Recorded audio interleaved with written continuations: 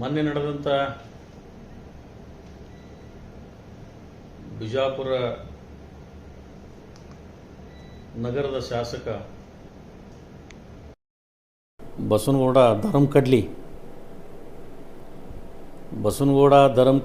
ಬಸನಗೌಡ ಪಾಟೀಲ್ ಅಲ್ಲ ಧರಮ್ ಕಡ್ಲಿ ಮೊನ್ನೆ ಒಂದು ಹೇಳಿಕೆಯನ್ನು ಕೊಟ್ಟರು. ಆ ಧರಮ್ ಕಡ್ಲಿ ಅಂಥೇಳಿ ಒಪ್ಕೊಂಡ್ರು. ಅವರು ಒಪ್ಕೊಂಡು ಏನು ಹೇಳ್ತಾರಪ್ಪ ಅಂತಂದ್ರೆ, ಶ್ರೀಶೈಲಕ್ಕೆ ಹೋಗೋ ಮುಂದೆ ಯಾರ್ಯಾರು ಹೋಗೋ ಮುಂದೆ ಅವ್ರ ಜಮೀನಲ್ಲಿ ಕುದುರೆ ಮೇಲೆ ಹೋಗೋರು ಕಡ್ಲಿ ತಿಂದು ಬರೋ ತನ ಏಟು ತಿಂದರೂ ಕಲಸ ಹಾಕಿದ್ದಿಲ್ಲ, ಕಡ್ಲಿ ನಮ್ಮಲ್ಲಿ ಉಳಿತಿತ್ತು, ನಾವು ಕಡ್ಲಿ ತಿನ್ನಿಸ್ತಿದ್ದೇವೆ ಅಂತ ಹೇಳಿದ್ರು. ಮಿಸ್ಟರ್ ಧರಮ್ ಕಡ್ಲಿ, ನೀನು ಮೊದಲು ಏನಿದ್ದೆ ಅನ್ನೋದು ಮೊದಲು ಆತ್ಮಲೋಕನ ಮಾಡ್ಕೋ. ನೀನು ಮೊದಲು ಏನಿದ್ದೆ ಅನ್ನೋದನ್ನು ಆತ್ಮಲೋಕನ ಮಾಡಿಕೊಂಡು ಜನರಿಗೆ ತಪ್ಪು ದಾರಿ ಎಳೆಯೋದು ಬೇಡ. ನೀನು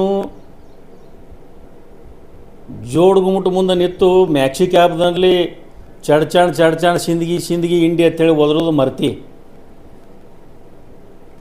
ಎರಡನೇದು ಏನಪ್ಪ ಅಂತಂದ್ರೆ, ನಿನ್ನ ಇತಿಹಾಸ ಏನಾದರೂ ಇತ್ತು ಅಂದ್ರೆ, ನಿನ್ನ ಎಲ್ಲಿ ಯಾವ ಊರಾಗ ನಿಂದು ಜಮೀನಿತ್ತು ಅಂದ್ರೆ ಆವಾಗಿನ ಕಾಲದಾಗ, ಈಗಿನ ಕಾಲದಂತೂ ಬಿಡು, ಈಗಂತೂ ನೀ ಭಾಳ ಆಸ್ತಿ ಮಾಡಿದಿ. ಯಾರ್ದೋ ಎಲ್ಲಮ್ಮನ ಜಾತ್ರೆ ಒಳಗೆ ಯಾರ್ದೋ ಜಾತ್ರೆ ನಿಂದು ಜಾತ್ರೆ ಹೊಂಟು ಬಿಟ್ಟದ. ಆದರೆ ನೀನು ನನ್ನ ಹೆಸರು ಅವಾಗ ಹಚ್ಚಡೋದಿಲ್ಲ, ನಾವು ಏನೋ ದೇಸಾಯರಿದ್ದೆವು ಅಂತ ನೀನು ಏನು ಹೇಳ್ತಿ. ಇದಕ್ಕೆ ನಾ ಏನು ಉತ್ತರ ಕೊಡಲಿ? ಇದಕ್ಕೆ ನಾನು ನಿನ್ನ ಭಾಷೆದಾಗ ಉತ್ತರ ಕೊಡಲು? ನಿನ್ನ ಭಾಷೆದಾಗ ನಾವು ಉತ್ತರ ಕೊಟ್ಟರೆ ಅದು ಏನಾಗ್ತದೆ ಆತ್ಮಲೋಕನ ನೀವು ಮಾಡ್ಕೋ. ಅದಕ್ಕೆ ನಾ ಹೇಳಕ್ಕೆ ಹೋಗಂಗಿಲ್ಲ. ಯಾವುದೇ ತಂದೆ ತಾಯಿಗೆ ಮಾತಾಡ್ಬೇಕಾದ್ರೆ ವಿಚಾರ ಮಾಡಿ ಮಾತಾಡ್ಬೇಕಾಗ್ತದೆ. ಅವಾಗ ಹಚ್ಚಡೋದಿಲ್ಲ ಅಂತಂದ್ರೆ ಅರ್ಥ ಏನದು? ಹಚ್ಚಡೋದಂತೆ ಹಿಂದೆ ಇದ್ದಿರ್ಬೋದು, ಇತಿಹಾಸದಲ್ಲಿ ಯಾವಾಗಿತ್ತು ನಮಗೆ ಯಾರಿಗೂ ಗೊತ್ತಿಲ್ಲ. ನಾವು 300 ವರ್ಷ ಇತಿಹಾಸ ನಮ್ಮ ಮನೆತನದ್ದು.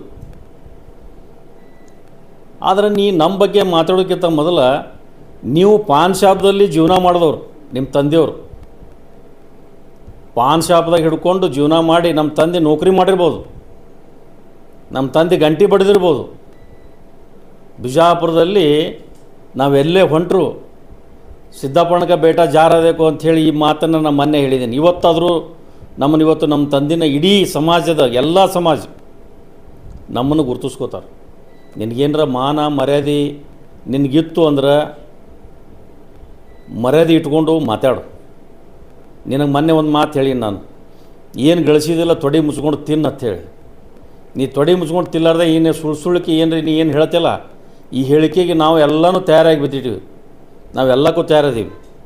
ಜೀವನದಲ್ಲಿ ಯಾವಾಗ ನಮ್ಮ ತಂದೆ ಹೆಸರು ಇವತ್ತು ನೀನು ತೊಗೊಂಡು ಏನು ಕೊಂಡಾಡಕತ್ತಿ, ಇನ್ನು ಮುಂದೆ ನೀನು ಇತಿಹಾಸನ ತೆಗಿಬೇಕಾಗ್ತದೆ, ನಿನ್ನ ಭಾಷೆದಲ್ಲಿ ನಾವು ಮಾತಾಡ್ಬೇಕಾಗ್ತದೆ. ಇದನ್ನು ನಿನಗೆ ಎಚ್ಚರಿಕೆ ಗಂಟೆ ಕೊಡ್ತೀನಿ. ನಾನು ನಿನಗೆ ಎಲ್ಲಿ ಬೆಕ್ಕದಲ್ಲಿ ಸಿಗು ನಾನು ನಿನಗೆ ಬಂದು ನಿನಗೆ ಕೇಳೋಂಥ ಧೈರ್ಯ ಭಗವಂತ ನನಗೆ ಕೊಟ್ಟಾನ. ಮತ್ತು ನಿನ್ನ ತಾಕತ್ತಿತ್ತಂದ್ರೆ ನೀನು ಗಾಂಧಿ ಚೌಕಿ ಬಾ, ನಾನು ತಾಕತ್ತಿದ್ರೆ ನಾನು ಗಾಂಧಿ ಚೌಕಿ ಬರ್ತೀನಿ. ಇದು ನನ್ನ ಸವಾಲು. ಇದಕ್ಕೆ ನೀ ಹುಚ್ಚುಚ್ಚಾರಾಗಿ ಏನಾದರೂ ನೀವು ಮಾತಾಡೋಕ್ಕೆ ಹೋದಿ, ನಿನ್ನ ಇತಿಹಾಸ ಎಲ್ಲ ಹುಚ್ಚಿಡ್ತೀನಿ. ಅದಕ್ಕೆ ನಿನಗಿದೊಂದು ಎಚ್ಚರಿಕೆ ಗಂಟೆ ಅಂತೇಳಿ ಈ ಸಂದರ್ಭದಲ್ಲಿ ನಾನು ಹೇಳಿಕ್ಕೆ ಬಯಸ್ತೀನಿ. ಇನ್ನು ಮ್ಯಾಗ ಹುಷಾರ್ಲಿಂದಿರು ನೀ ಇಟ್ಟೆ.